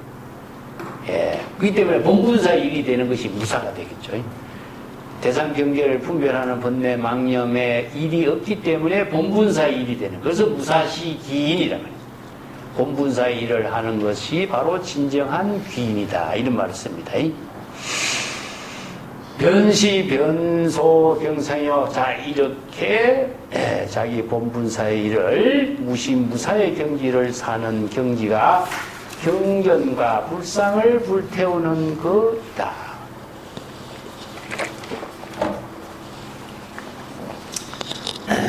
그래서 이제 적법의 안목을 구족해서 초발심 정각을 이룰고 진여 본심의 지혜로 지금 여기 자기 본분사 일을 이루는 능력을 갖추게 될 때 일체의 경전과 불상을 다 불태웁니다. 여기서 오역제라고 하는 것은 궁극적으로 불교의 선선들이 독자적인 안목으로 대상 경계에 부모, 부처나 뭐 성가, 화합이나 또 모든 대상 경계를 전부 다 텅 비우는 거예요. 그래서 자기 본분사의 지혜로운 삶을 이루는 경지를 이룰 때 무의도인이 진정한 안목으로 갖추어서 수처에 청정하고 수처에 해탈하고 수처의 주인이 되어서 처처의 대상 경계에 집착하지 않고 일체의 모든 사람의 말이나 끄달릴 경계에도 끄달리지 않고 독탈무의하게 복부의 행으로 독립주행해서 자기 본분사의 삶을 살 수 있는 능력을 갖추게 된다. 그런 능력을 갖출 수 있도록 이런 오무관제업의 지옥업에 떨어지는 일을 비도행을 실천할 수 있는 능력을 갖추도록 해야 된다. 이런 법문이죠.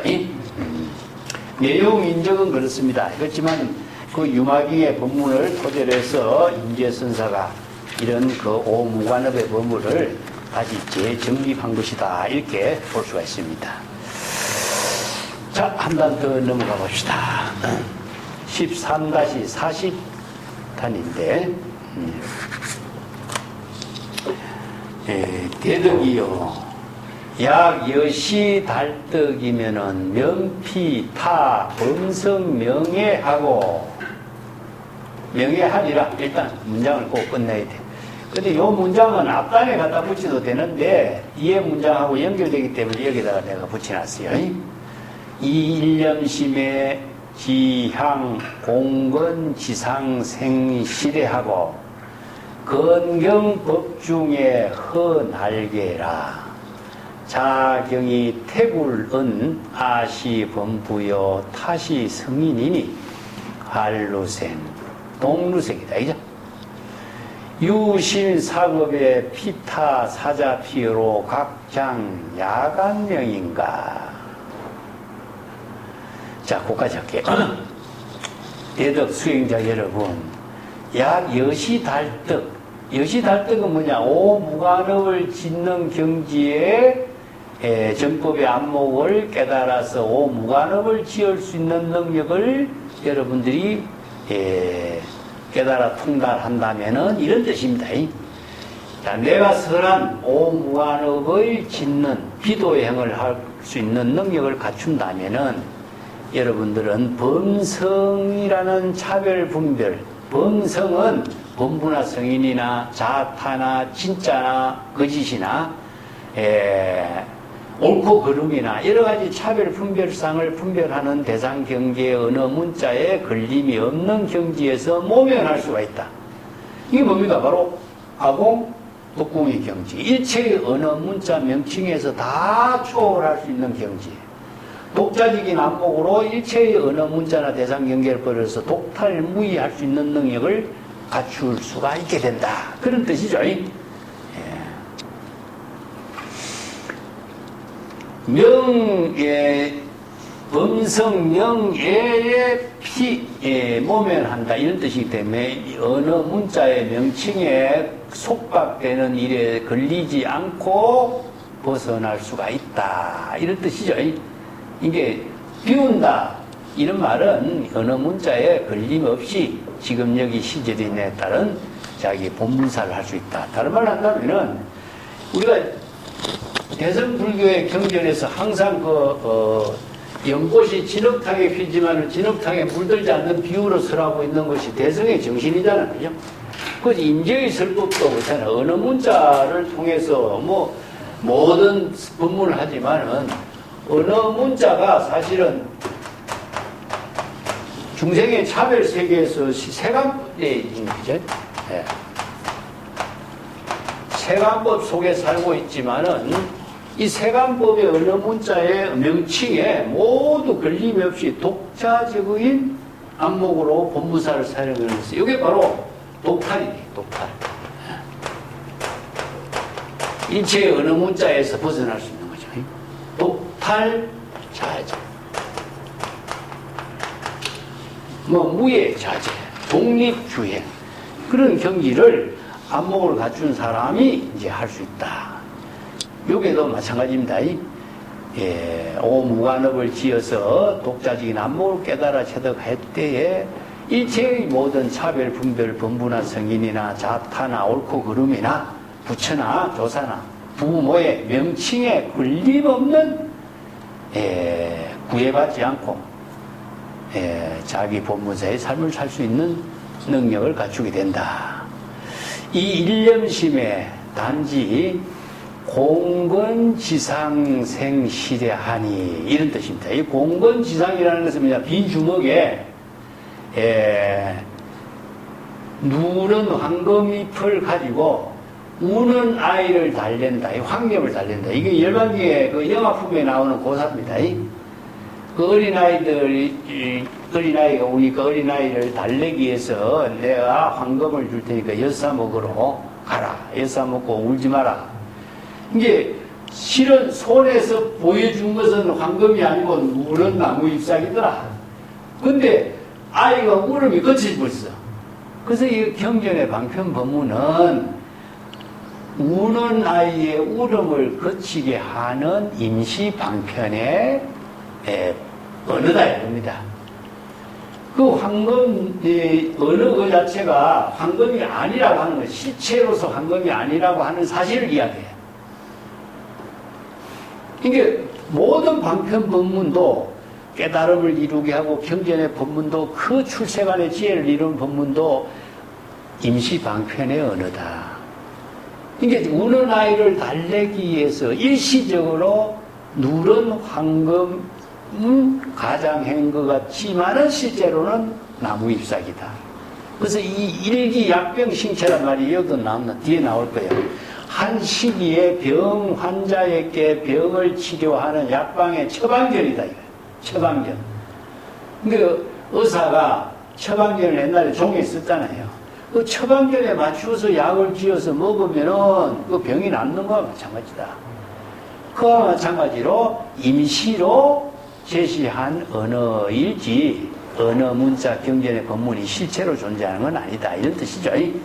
여기서도 공건 빈 주먹에 그 주먹에서 제시하고 있는 황금을 줄 테니까 울음을 그쳐라 라고 하는 그 방편의 언어가 경전의 법문인데 그 경전의 법문에 실치로 황금이 있는 것이냐 이해를 하고 오해를 하고 경전의 어느 문제가 실체가 있는 것이냐 이해를 하고 오해를 하고 이런 뜻입니다. 그래서 경건법 중에서 여러 가지 날게 한다. 이 건경은 육경이죠. 예.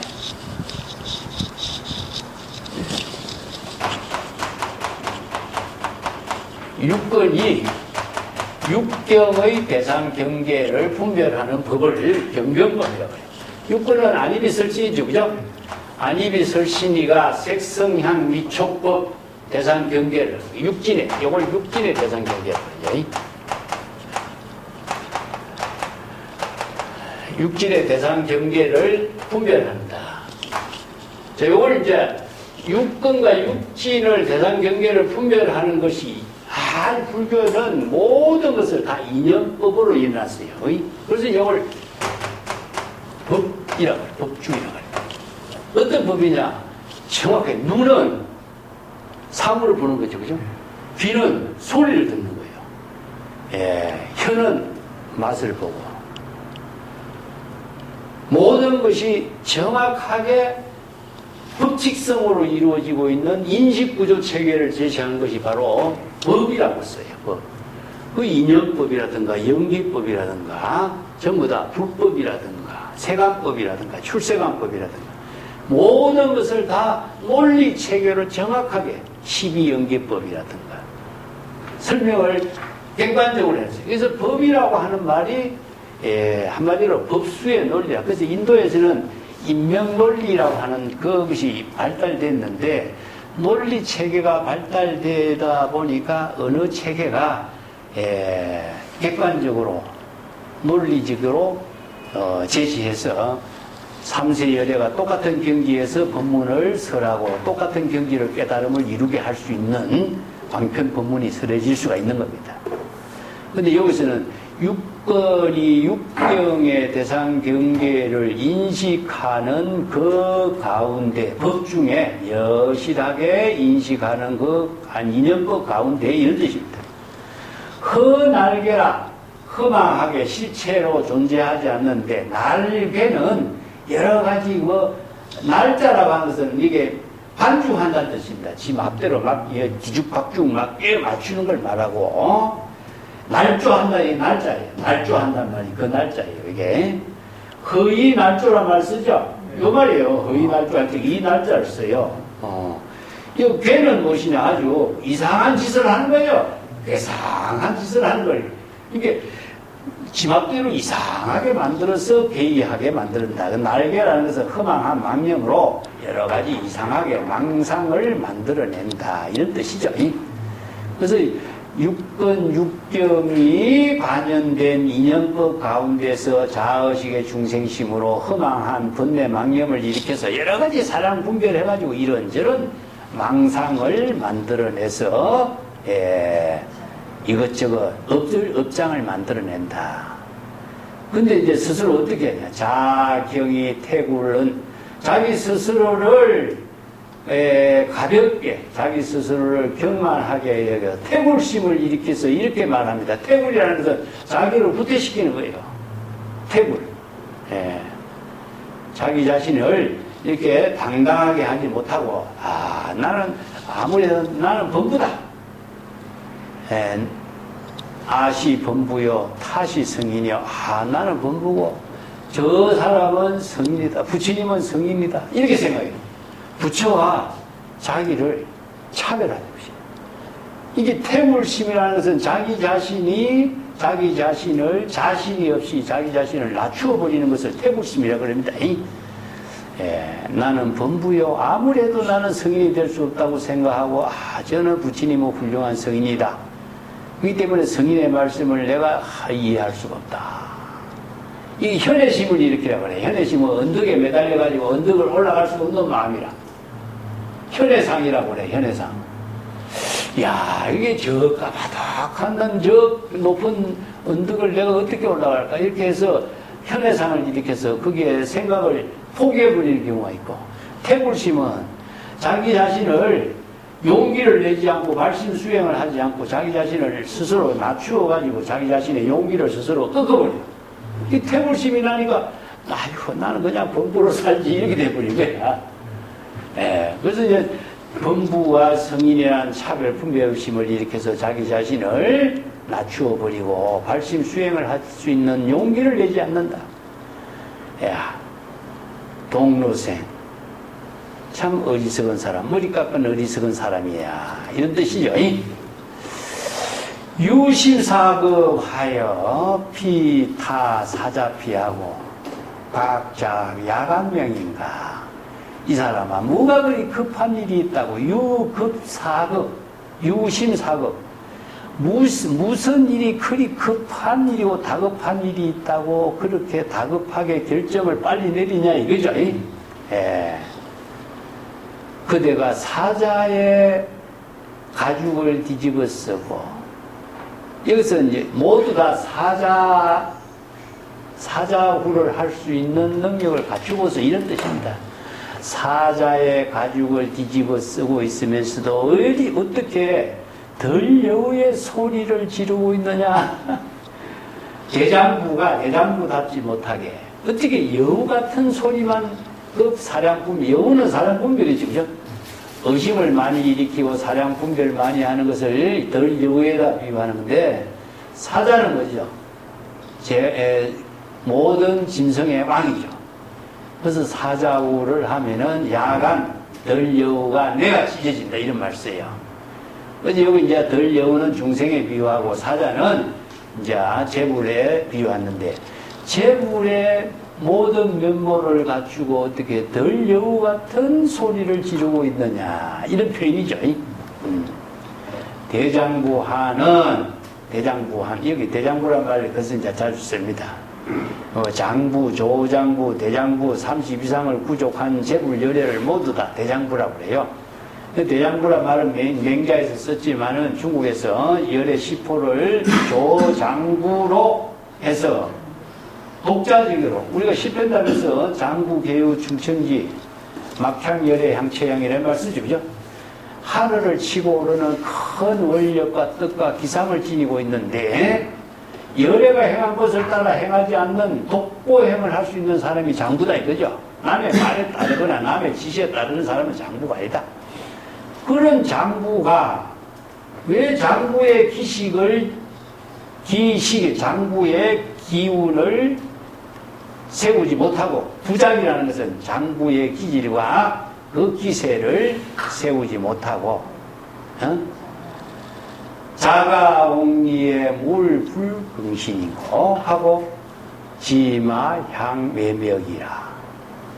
자, 자가라는 것은 자기 스스로 본래의 집에 살림살이가 모두가 다 원만하게 구족되어 있는데, 그 구족되어 있는 진여본성, 열애, 불성을 구족되어 있다는 사실을 확신을 갖지 못하고, 불긍신은 무엇이냐? 신심을 확립하지 못하고 단지 마음 밖을 향해서 대상 경계를 향해서 깨달음이나 부처나 깨달음을 추구하고 구하려고 하고 있다. 이런 뜻입니다. 여기서 불긍신이라는 말이 있죠, 그죠? 예. 이 불긍신이라는 것은 이제 신불급이란 말이에요. 예. 자가라는 말은 열애장을 모두 다 부족하고 있는데, 신심을 본래 부족해야 되는데 신심을 부족하지 못한 중생은 무엇이냐 하면 이게 불긍심이야.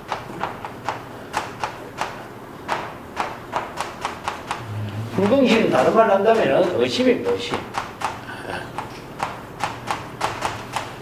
중생은 본래 열애장 불성을 부족하고 있다는 신심을 확립했을 적에 시도공동어대 도의 근본을 이루고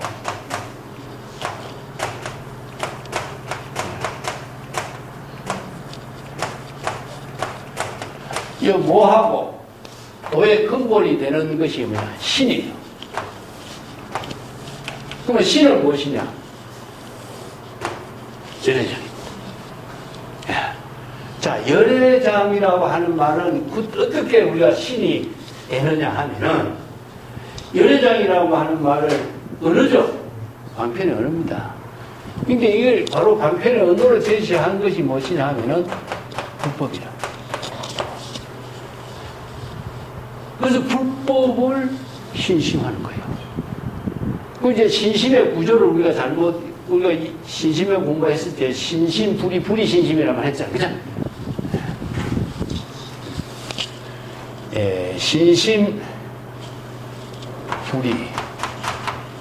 불이 신심인데, 이 신은 열애장인데, 열애장의 구체적인 내용을 우리가 방편의 언어로서 열애장이란 말을 썼고, 열애장이 방편 법문으로 어떻게 설했는가, 이걸 불법으로서 설한 것이 방편 법문입니다. 자, 열애장 한마디만 딱 이야기한다면, 열애장을 신심을 한들 우리가 어떻게 도를 이루고 공덕을 이루는 모체가 되겠어요? 안 되겠죠. 그렇기 때문에 신의 내용은 무엇이냐? 열애장이지만 열애장을 방편의 언어로 설한 불법을 신심하는 거예요. 그렇기 때문에 불법에 대한 신심은 무엇이냐? 그것도 열애장이에요. 진여 본심이에요. 그래서 이제 신심과 열애장 불법의 방편 부분을 설하는 마음하고 신심이 불이 신심이라고 그랬어요. 이 구조 체계가 신심명의 마지막 구절에 이 말을 쓰잖아요. 그죠? 신심명에서 이 말이 굉장히 어려운데, 이 구절이 신심명의 결론으로 제시해요. 신심의 제목하고 신심명의 결론이 신심불이, 신심, 그 말을 씁니다. 그래서 내용은 신은 무엇이냐? 열애장인데, 열애장이라는 말을 방편의 언어로 설해놨고, 열애장이라는 말을 구체적으로 지혜를 이루게 하는 모든 법문을 방편 법문으로 설해놓은 거예요. 그래서 방편 법문을 신심이고, 방편 법문을 깨달아서 진여 본심의 지혜로 본분사를 이루게 하는 것을 신심이라. 그래서 신이라는 한 글자에는 신심이 들어가 있어요. 신심. 그건 뭐죠? 신이 도를 이루는 근본인데, 신은 뭐죠?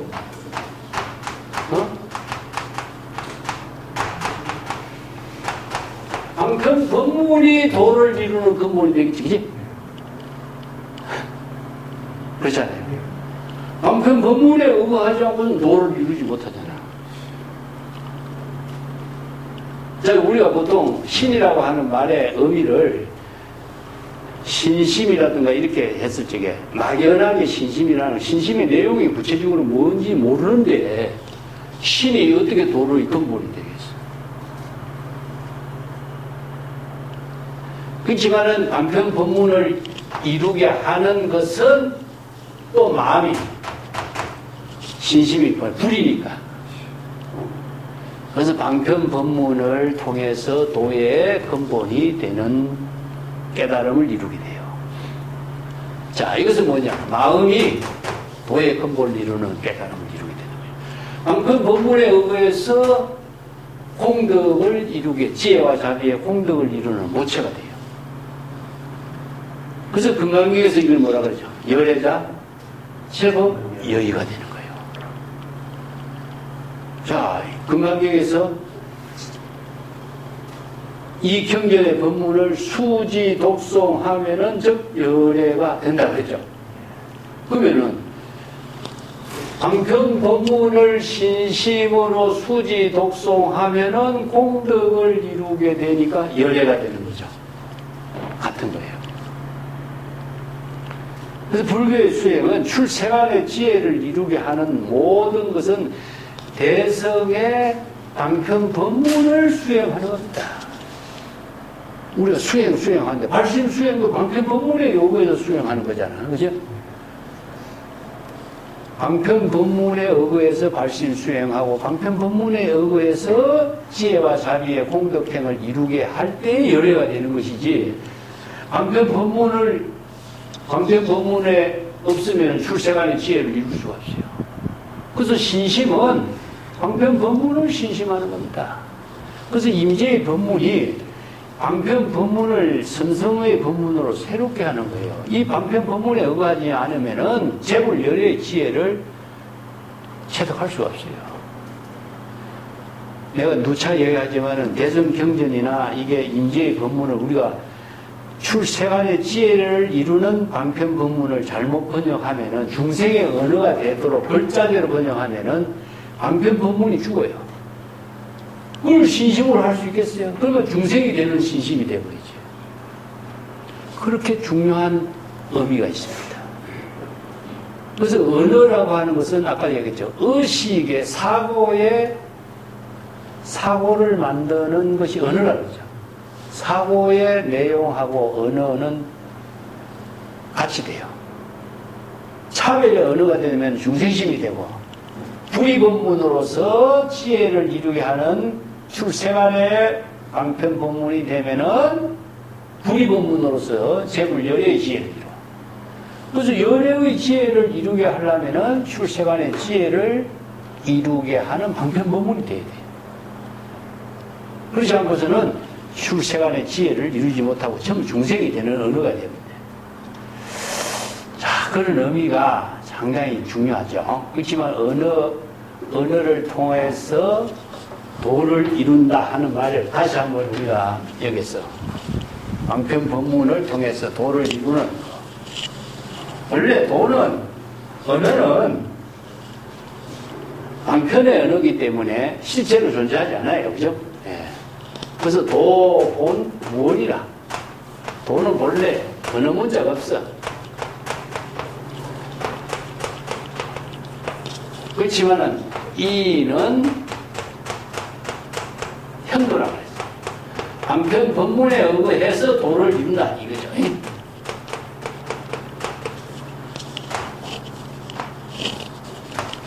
보세요. 방편 법문에 의거하지 않고서 도를 이룰 수가 없어요. 그렇기 때문에 방편 정지 소집이 깨달아 정독했을 때 열의 지혜가 이루어지면은 방편 부문의 언어는 소멸돼요. 그렇기 때문에 공덕이 이루어짐으로 해서 방편 부문에서 공덕이 해양되는 묘용이 작용하면은 언어는 소멸되게 돼 있어. 그래서 인언 견언이라는 말을 벌써 쓰는데 이 구절을 우리가 상당히 주목해야 될 거예요. 신심을 일으키라 신심이 무엇인가 아무리 이야기해도 신심의 내용을 우리가 정확하게 이해하지 못하면요. 애매하게 이해하는 것은 애매하게 모르는 거라고 내가 자주 이야기해요. 정말 방편법문의 언어가 중요합니다. 자, 상타 고인 한 명구하고 의음 박양의 부달특달하며 봉경편년에 봉진편집하고 촉처혹기에 자무준정이라. 이 구절은 상당히 참 여러 가지 그 의미가 담겨져 있는 말이 많습니다. 예, 여기에서 상타고인 한명구라는 것은 상이라고 하는 것은 여기에 걸려들다 뜻입니다. 이거 여러분 나왔죠, 그죠? 상타 고인 한진경이라든가 이런 말씀. 저 옛사람의 한가하게 설법한 그 말씀의 어느 경계에 걸려들어서 이런 표현이에요. 예, 임재가 이 법문을 자주 썼어. 옛사람이 한가하게 설법한 어느 경계에 걸려들었어. 그 어느 근래에 속박되어서 이런 뜻이죠. 상이라고 하는 것은 걸려들다, 속박되다 그런 의미가 또 있어요. 이건 상은 올라타다, 근데 걸려들다, 속박되다 그런 의미예요. 이 모든 이제 우리가 임재록을 읽거나 뭐 선생들의 어록을 읽거나 할 적에 어느 문자, 이 명구는 어느 문자인가? 설법한 어느 문자에 우리가 속박되어서. 그러니까 일구에 아무리 훌륭한 어느 문자라도 어느 문자에 속박되면은 뭐죠? 만년, 백년, 나귀가, 당나귀가 말뚝에 얽매여 있는 거와 마찬가지라고 그랬죠. 그죠? 예. 그와 마찬가지로, 자, 언어 문자는, 방편의 언어는 자신의 지혜, 자기의 공덕을 이루게 하는 방편 법문으로서 활용해야 되는데, 언어 문자를 대상으로 두고 있으면 언설상에 속박해 버리거든요. 그렇기 때문에, 옛사람이 한가하게 설법한 언어 문자의 방편 법문에 걸려들어서, 박양이란 말, 요 구절에 조금 이제 특이한 그 표현을 해놨어요. 네.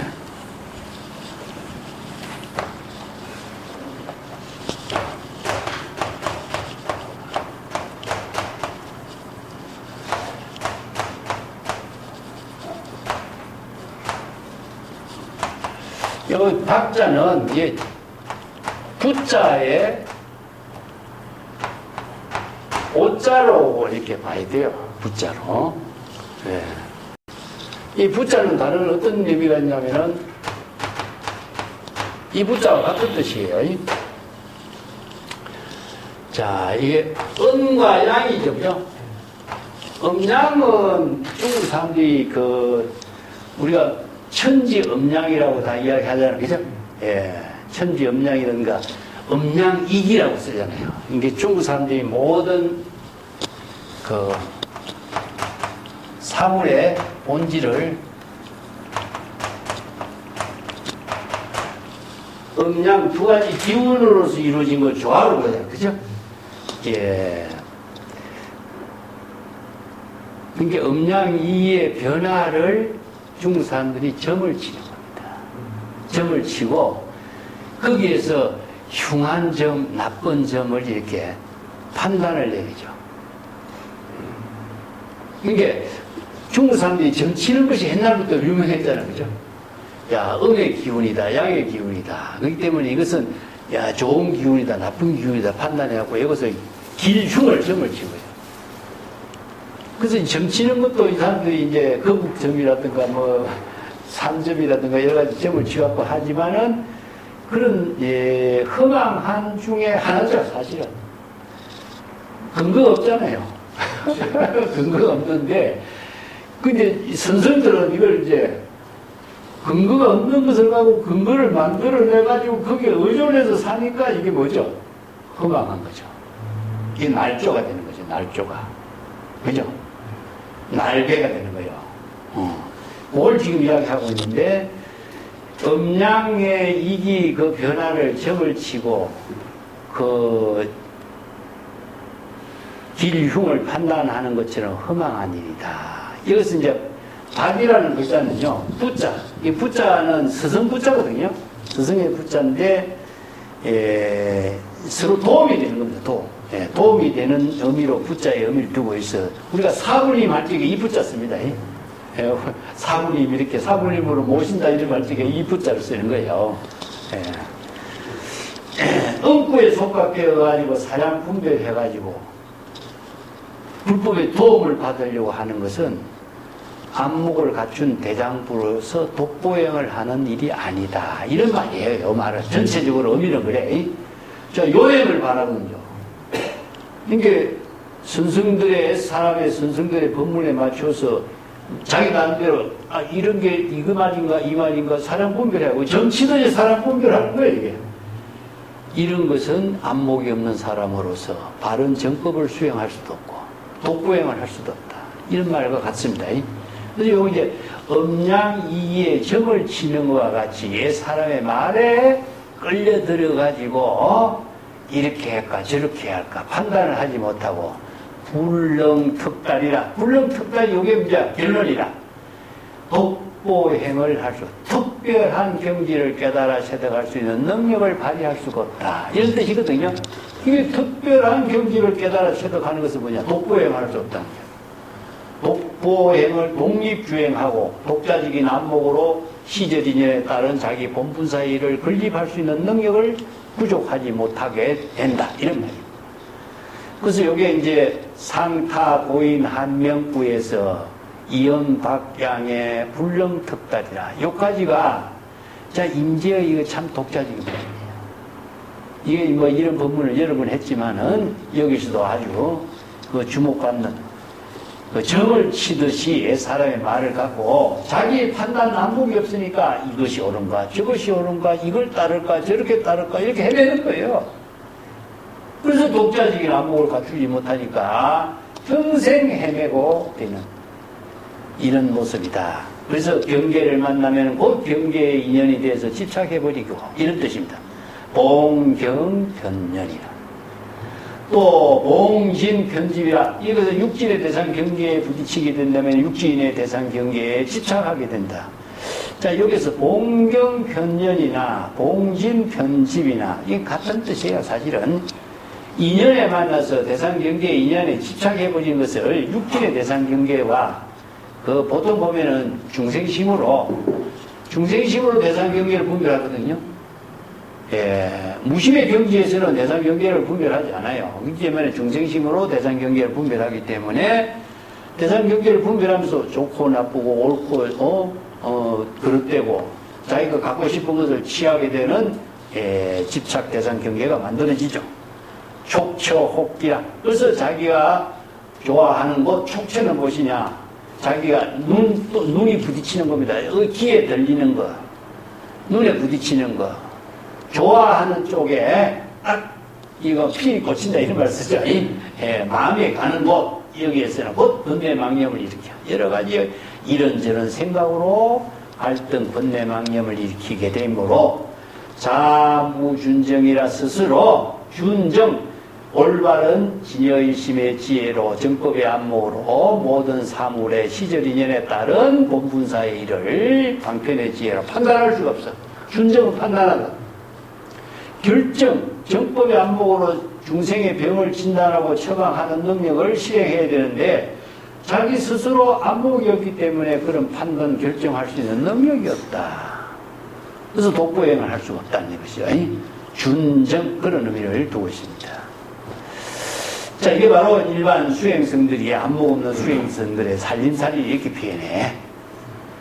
자, 그 마지막 구절에 도류여 막치 산성 설처하라. 임재가 참 이 말은 내가 지금 여러분들께 지금 설법하지만은 내가 설하는 내 말에 대해서 여러분들은 의식의 대상 경계로 인식하거나 집착하거나 취하지도 말라.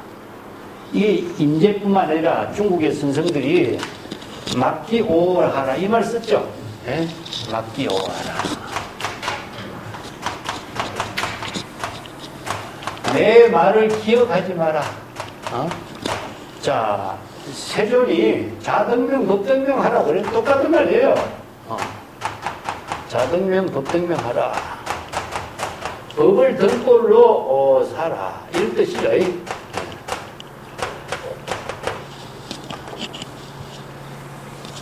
그래서 방편법문은 제법 실상 진여 일심법을 바르게 객관적으로 논리적으로 설하는 것이지 내 주장이 아니라는 겁니다. 세존이. 그래서 49년 동안 일자 불설이라는 말을 쓰는 거예요. 내가 주장하고 내가 강조하는 말은 한마디도 설한 적이 없다. 이 법은 진여법, 제법, 실상법을 방편법문으로 객관적으로 여시 설법한 것이다. 그래서 이것을 계시했다. 그 법화경에서는 계시란 말이에요. 계시. 이걸 여시란 말이에요. 여시. 여법하게 여실하게 계시했다. 객관적으로, 논리적으로. 그게 불교로 법수의 논리로 방편법문을 설하는 것이 객관적으로 설할 수 있는 방편법문을 제시한 거예요. 그렇기 때문에 과거, 현재, 미래, 언제나 어디서라도 누구라도 똑같은 경지를 똑같이 이해하고 깨닫고 똑같은 경지를 지혜와 자비의 공덕행으로 해양할 수 있도록 해놓은 거예요. 그래서 삼세 열애가 일체 불교의 경지를 이룰 수가 있게 된 거죠. 자기 스스로를 등불로 삼고 방편법문을 등불로 삼아서 살아야지 내 말을 기억하지 마라. 자, 이 말이 얼마나 중요한가. 세계의 어느 종교가나 사상가나 철학가들도 이렇게 정법을 계시한 사람이 어디 있어요? 이것이 바로 우리가 불법을 공부하는 정신이다. 자, 산성에 설한 것을 내가 말한 것을 여러분들 기억하거나 취하거나 집착하지 마라. 이 취자라고 하는 말은 그런 의미를 두고 있어요. 집착하지도 말고 기억하지도 말고 거기에 대해서 신경도 너무 쓰지도 말고. 자, 일시약병이다. 여기 뒤에 한때에 바른 법을 설했을 뿐이다. 왜냐하면은 설무빙거라. 내가 설하는 방편의 법문은 근거도 없다. 실체도 없다. 이게 빙거라는 것은 의지해야 할 근거도 없다. 이런 뜻이죠. 어느 문자는 실체가 없기 때문에 의지해야 할 대상이 아니잖아요. 그죠? 어느 내가 서라는 말은 방편 법문으로서 바른 지혜를 체득할 수 있도록 방편 법문으로 서랬지 내 말을 여러분들이 취한들 무슨 의미가 있겠느냐 그런 뜻입니다. 빈거는 의존의 대상 근거가 없다. 실체로서 의거해야 할 근거로 삼아야 할 것도 하나도 없다. 이런 뜻이죠. 예, 방편 법문으로서의 의미밖에 없다. 자, 일기간에 도화허공이야 여체화 상등이라 상등유라. 자, 일기라는 것은 일기일해라. 일기일해. 예. 내가 선생들이 사용하고 있는 것이 예, 중국이 일본 사람들이 이거 다도를 갖고 일기일해의 다도 인연을 했죠, 그죠? 이거 시처 인사를 일기일해로 표현해요. 아니?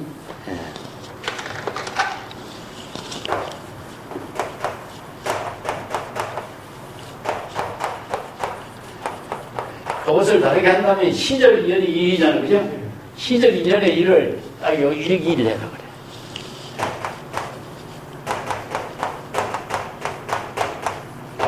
자, 요건 이제 시간의 축과 공간의 축을 갔을 적에 딱 요 만남에 일기일해라.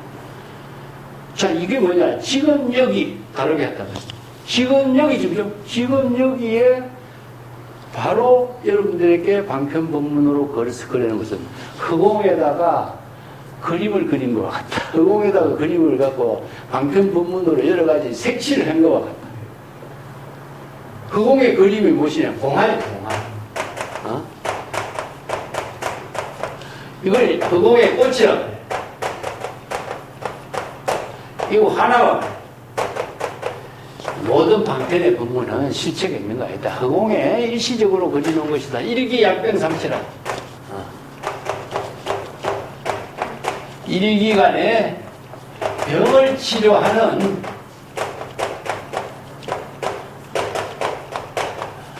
치료법이다. 일기약병상치라. 참, 이런 말이 일기일해라.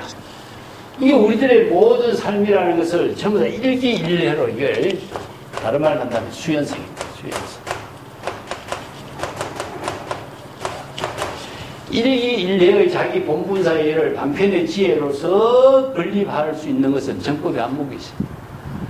자, 임재의 설법. 내가 지금 시절 인연에 따라서 지금 수처 작주로서 일기일례로서 처처에 걸림없는 지혜로운 삶으로 여러분들께 설법했을 뿐이지 근거가 될 수 있는 건 아무것도 없다.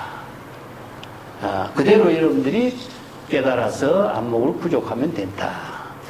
그래서 환경이 뭡니까? 이걸 따른 심려공하사죠. 그죠?